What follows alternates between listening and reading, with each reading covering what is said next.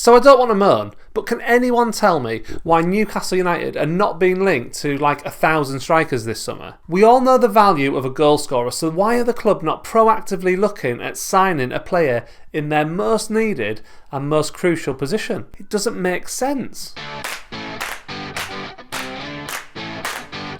Now, I do realise that there's still a few weeks left of the transfer window. In fact, it is open until October the 5th, which is quite a few weeks away. However, if we don't sign a striker until that date, we'd have already played 4 Premier League home matches and possibly 3 League Cup matches too. Okay, that's unlikely, but it is possible. The season begins on September the 12th, which is less than 3 weeks away, and ideally, you'd like to think a Premier League club would have such an important role filled well before the first kick-off of the season. As a club, we always seem to take an absolute age to complete deals anyway, and I don't think Charnley's particularly great at forcing through deals, so that is a huge concern. But the other thing that worries me is that there really doesn't seem to be any links to any strikers, really. A couple of weeks ago, there was talk of Callum Wilson from Bournemouth and possibly Chris Wood from Burnley, possibly us getting one of those strikers, but neither of those players would set the world alight. However, they would improve us, and they would be a true forward capable of scoring a decent haul of goals over the course of a Premier League season. And that is something we are crying out for. Last season, Newcastle United scored a pathetic 38 league goals. That's 1 per match. Life would be so much easier and more comfortable for us as a club if we could just raise that average from 1 goal a game to 1.25 goals a game.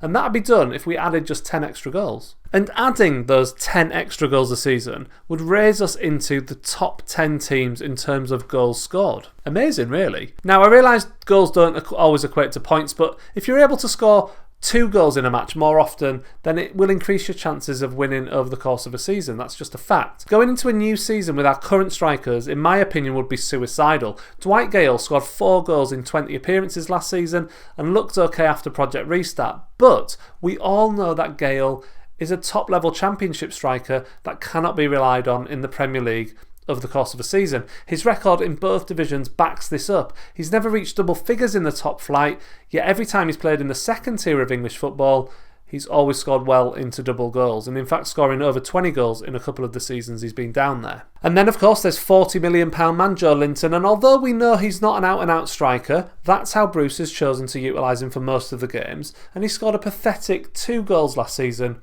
from 50 shots in the Premier League. It's clear as day he's not a striker, and definitely not a striker to be relied upon in the Premier League. Andy Carroll signed a new 1-year deal to remain at the club again, and he is undoubtedly the best striker we have at the club right now.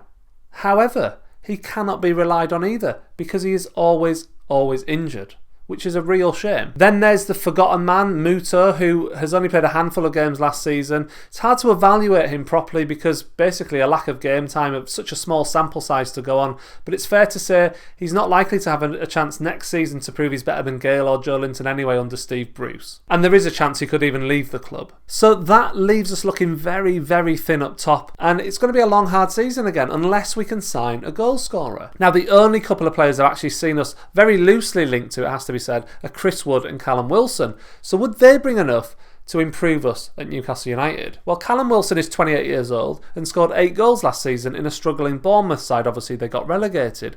However, in 5 Premier League seasons, he's actually only scored double figures once in the 18-19 season when he netted 14 times. Chris Wood is also 28.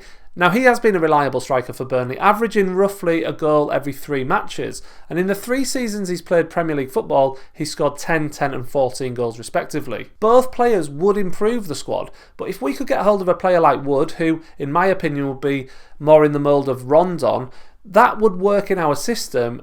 We should be all over that deal. A 1 in 3 striker in the bottom half of the Premier League is a good signing. It's also worth mentioning that this season, players such as Alan Saint-Maximin and Almiron really need to step up and score more goals too. Although I strongly believe Bruce needs to find a system that allows our players to shine more and see us be more adventurous as a team going forward, some of our star players need to take responsibility themselves. And I'm looking at both Almiron and Saint-Maximin, who need to improve their own goal scoring ratio. Both now have had enough time in the league to acclimatise, and they should be ready to step up for the 2021 season, in my opinion. Last season, the two players combined for 102 shots in the Premier League, yet they only netted 7 times. Almiron scored 4, Saint-Maximin scored 3. That is a less than 7% success rate in terms of their shots to goals ratio. Imagine if they just took games by the scruff of the neck and doubled their goal output. We'd have 7 more goals. Now that doesn't sound a lot, but if we could add 10 or more goals from a striker, then we'd be looking at having a team that suddenly scored 55 goals instead of 38. And that would be absolutely massive. It is vital that we score more goals this season than last season, and I do believe if we could spread the goals around the team more, that'd be a good thing. However, the simplest solution is to sign a decent striker. But would you trust this current regime to realise this? I certainly won't be holding my breath. Thank you very much for watching this video. If you've enjoyed it, please like it and consider subscribing too if you haven't already. I'd love to know what you think about the striker situation at Newcastle. Let me know in the comments below. Thank you very much for watching, and I will see you really soon for another video.